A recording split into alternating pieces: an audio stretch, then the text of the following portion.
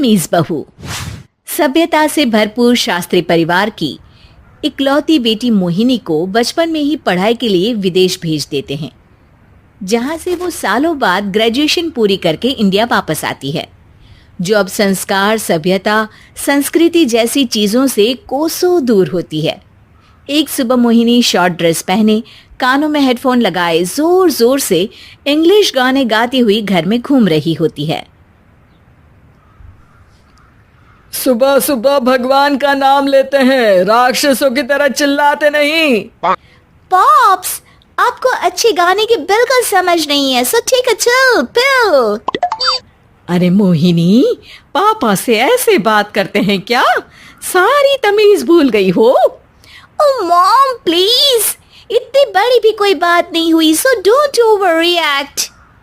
ऐसे ही दिन बीतते हैं जिसमें मोहिनी के तौर तरीके, रहने और बात करने का ढंग उसकी मम्मी पापा को परेशान करने लगता है। भला कोई मानेगा कि ये मेरी बेटी है? रीति रिवाज और संस्कारों से तो इसका दूर दूर तक कोई नाता नहीं, और अब तो लगता भी नहीं कि कभी होगा। अरे ऐसे कैसे नहीं होगा? लड़कियां सारे नखरे अपने माँ बाप को ही दिखाती है। ससुराल जाकर उन्हें सब कुछ करना भी पड़ता है और मानना भी। पत्नी की बात शास्त्री जी समझ जाते हैं और कुछ ही दिनों में अपने से भी ज्यादा धार्मिक परिवार में निखिल के साथ मोहिनी का रिश्ता पक्का कर देते हैं।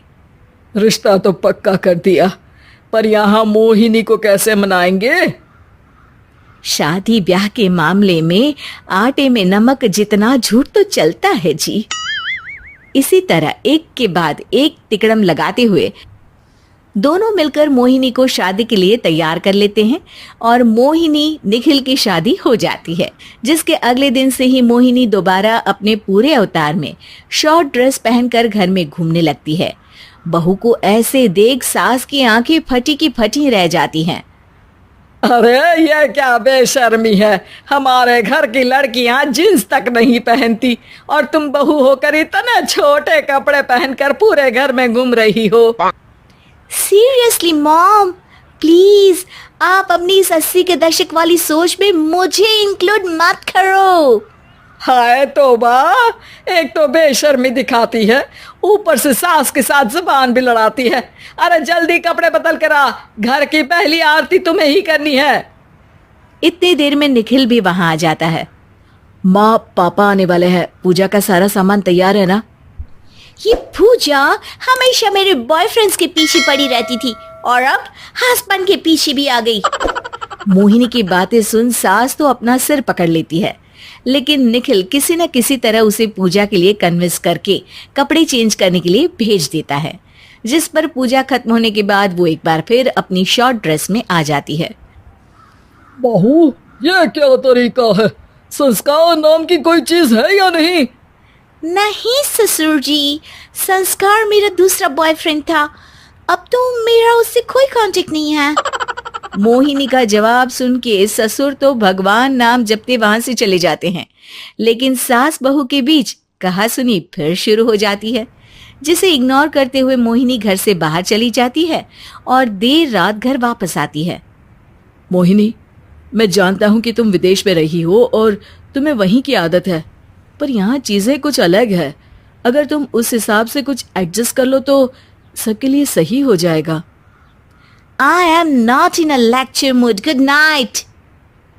अगली सुबह मोहिनी देर से उठकर एक बार फिर उसी तरह सबके सामने आती है, जिस पर उसकी सास कुछ बोले उससे पहले ही मोहिनी की दोस्त मोनिका और रेचल वहां आ जाती हैं। Oh hi darling, how are you? OMG, we missed you so much. I missed you too darling. Ram Ram, इन्होंने तो तुमसे भी छोटे कपड़े पहने हैं। अरे तुम लोगों के अंदर कोई शर्म लिहाज बाकी भी है या सब बेच खाई? मोहिनी, तुम्हारी मेड कुछ ज्यादा नहीं बोलती? इस पर मोहिनी की दोस्त उसकी सास का मजाक बनाने लगती है, जिसे सुन निखिल उन्हें जवाब देते हुए कड़वे शब्द सुना देता है और वो सुन के वो दोनों तो मुंह बनाए वहां से चली जाती है, लेकिन गुस्से से लाल मोहिनी वहीं खड़ी निखिल को घूरती रहती है। घूर क्या रही हो? तुमसे शादी की ये सोचकर कि विदेश में पढ़ी लिखी हो, घर में कोई पॉजिटिव चेंज लाओगी, अपनी करियर के लिए एम्बिशियस होगी, पर अपने इस बिहेवियर से उस पढ़ाई के साथ साथ अपने मम्मी पापा के नाम को भी डुबो रही हो। अगर तुम्हें ऐसे ही हाल रखने हैं तो यहाँ रहने की कोई जरूरत नहीं है। निखिल की बातें सुनकर मोहिनी रोते हुए घर छोड़कर अपनी मम्मी पापा के पास वापस आ जाती है।